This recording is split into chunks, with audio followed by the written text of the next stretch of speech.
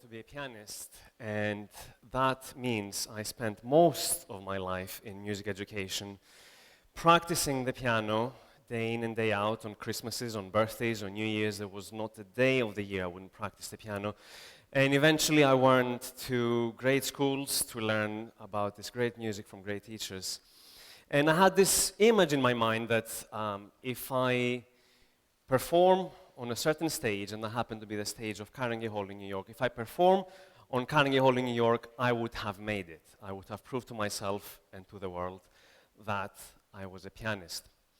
So by the time I was 27, I was very fortunate to have performed already 3 times on my own on the stage of Carnegie Hall, only to realize that all this time I have been preparing and working hard, but never asked the most important question. I went through all this education, and I never asked myself, or no one helped me to ask myself, why am I playing music? I hit a wall suddenly, and the dream I've had all these years suddenly became like a static photograph, and the idea of stopping music altogether even crossed my mind. But before I did that, I thought perhaps I should try and do something different.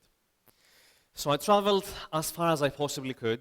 I went to the Amazon River, and before knowing if I should continue to play the piano or not, I was lucky to find a new audience ready to listen. Back in our world, I was used to audiences that buy tickets, they pay money, they schedule listening time in their busy lives, and it's enough to advertise a piano recital or classical music, and people know that this should be some kind of entertainment based on some kind of high ideals. But out there, this didn't exist. Not having these ideals taken for granted made the sharing experience so much more real and so much more alive. This is me from our world.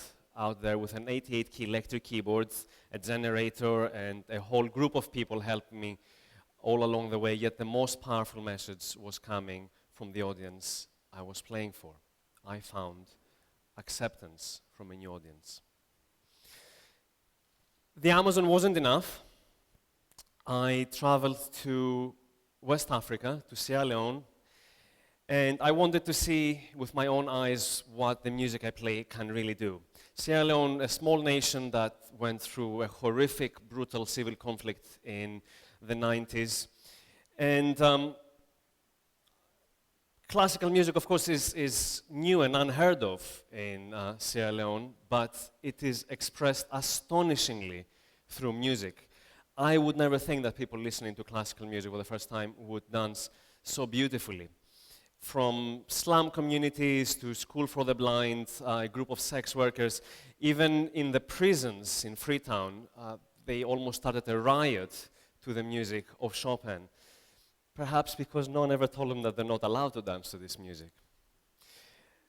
I went to Sierra Leone expecting to find stories of war and suffering, and I found out that it's obvious, it's happiness that brings people together. It's happiness that reminds people they're alive, and music for Sierra Leoneans could only be part of this happiness. I saw with my own eyes that music can make this world a happier place. Music can make this world a better place. One of the most powerful audiences I ever had a chance to play for was here in Japan.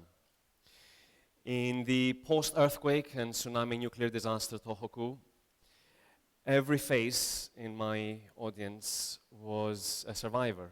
Every face had a story to tell. An old fisherman that lost everything, a volunteer that helps others immediately after losing her father, a young child with the face of a grown man. This was my audience in Tohoku.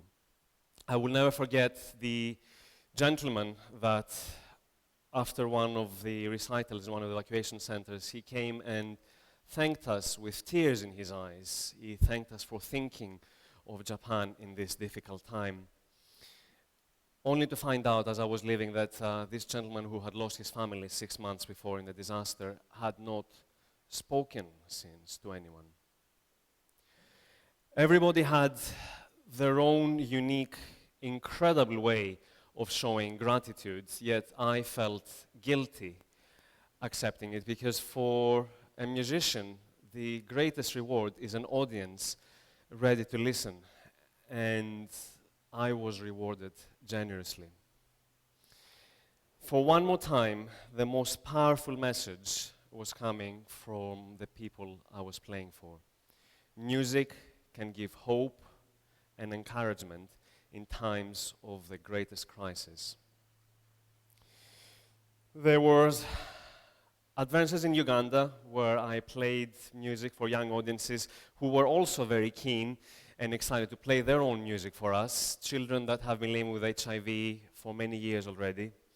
Or in India, I found out that expression, be it with music or sounds or colors or smells, has absolutely no class barriers, and people in the deepest of poverty still find ways to be really happy. Or in Siberia, last month, I found out that an audience of one can sometimes be more powerful than an audience of 3,000. In the 2 years since the first Amazon trip, this idea has become global and has touched the lives of more than 10,000 people, of people living in extraordinary circumstances all around the world. And now local musicians teach and play music directly themselves in the areas of crisis, and more musicians from our world keep traveling back to these areas. About 6 months after my first performance, my first project in the Amazon, I had to perform in New York again, in Carnegie Hall.